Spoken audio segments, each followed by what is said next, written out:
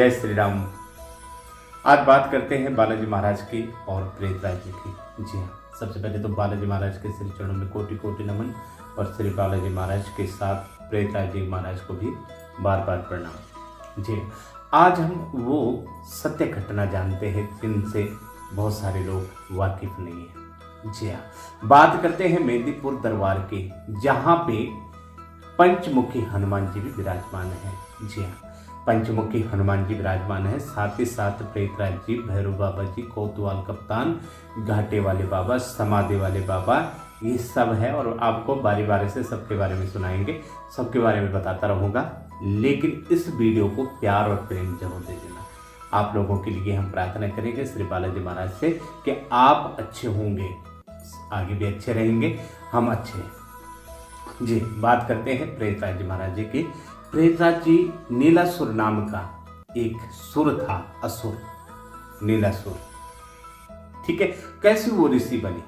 रावण के पास रहते थे और इतना मायावी थे कि रावण सारे काम नीलासुर जी से करवाते थे। जी हाँ, लेकिन जब मेहंदीपुर से बालाजी महाराज विराजमान हुई तो वहां पे स्थापना भगवान राम जी की कृपा से प्रेतराज जी की भी हुई है। जी हाँ, प्रेतराज जी का नाम नीलासुर नाम था और जो कि रावण के महल में रहते थे। इतने बलवान होने के बाद भगवान हनुमान जी के श्री चरणों में उन्होंने प्रणाम किया। कारण जानते हैं क्या कारण है? उनका कारण ये है कि जब लंका जली थी, आपको पता है लंका कैसे चली है, तो उन्होंने आग बुझाने का भी प्रयत्न किया लेकिन अग्नि नहीं बुझ पाई। ये नीलासुर महाराज जी की बात बता रहा हूं। और दूसरा, जब उन्होंने असंभव समझा कि ये कोई छोटा मोटा नहीं है, ये बहुत बड़े मायावी है, यानी मैं तो हूं लेकिन मेरे से भी महान है, जाकर के उनको बोला कि तनिक विश्राम करिए महाराज। अग्नि बुझने के बाद जब उन्होंने विश्राम किया तो नीलासुर महाराज जी के आश्रम में किया था। जी हाँ, नीलासुर महाराज जी के आश्रम में जब उन्होंने विश्राम किया तो कहा कि जिनके भक्त ऐसे हैं उनके प्रभु कैसे होंगे। उसी टाइम उन्होंने हर चीज का त्याग कर दिया कि अरे मेरे को बहुत घमंड है अपने ऊपर, मैं इतना मायावी बनता हूँ, मुझे भी उनके श्री चरणों में जाना चाहिए। जब प्रभु राम जी के श्री चरणों में गए तो उन्होंने प्रणाम किया और जब प्रणाम किया कहा, हे प्रभु मुझे अपने चरणों में दास बना लो, अपने चरणों के पास रख लो।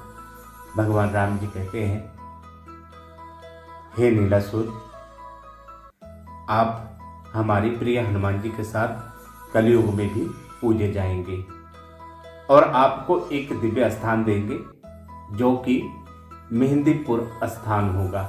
वहां पे आप पहले विराजमान होंगे, उसके बाद श्री बालाजी रूप में हनुमान जी भी विराजमान होंगे।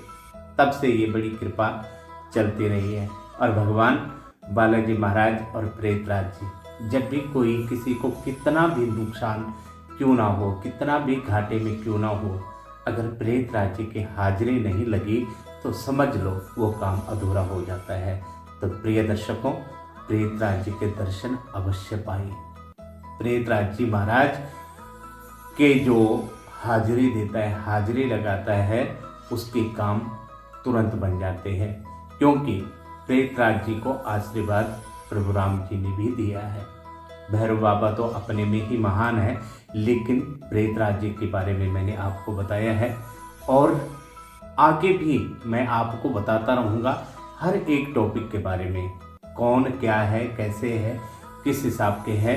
और हम आपसे यही आग्रह करेंगे कि वीडियो को संपूर्ण देखा करो और वीडियो को लाइक करें, सब्सक्राइब करें और बेल आइकॉन दबाना बिल्कुल ना भूलें। ये है श्री प्रेतराज जी महाराज की कहानी। आगे भी आपको बताते रहेंगे। तब तक के लिए हम आपसे इजाज़त चाहते हैं। जय श्री राम, जय श्री बालाजी महाराज। आप लोगों के धन्यवाद सुनने के लिए और कोटि कोटि प्रणाम श्री बालाजी महाराज। और उनसे आशीर्वाद लेते हैं कि आपको भी कल्याण करे, हम सबका कल्याण हो, उद्धार हो और धन और दौलत कभी किसी से कम ना हो, है ना। और मनोजव मार तुल्य वेगम जितेंद्रयम बुद्धिमताम वरिष्ठम वातात्म मुख्यम श्री राम दूतम शरणम प्रपद्ये। घर में अवश्य इस मंत्र का जाप अवश्य करें। सुख रहते हैं, तंदुरुस्त रहते हैं और चिंता से मुक्त रहते हैं। ये श्री बालाजी महाराज की बड़ी कृपा है और प्रेतराज जी की कृपा है। तो आगे अगले टॉपिक पे हम बात करेंगे। अगले टॉपिक पे हम सोच रहे हैं कि आप लोगों को एक नई कथा सुनाई भगवान के बारे में। जय श्री राम।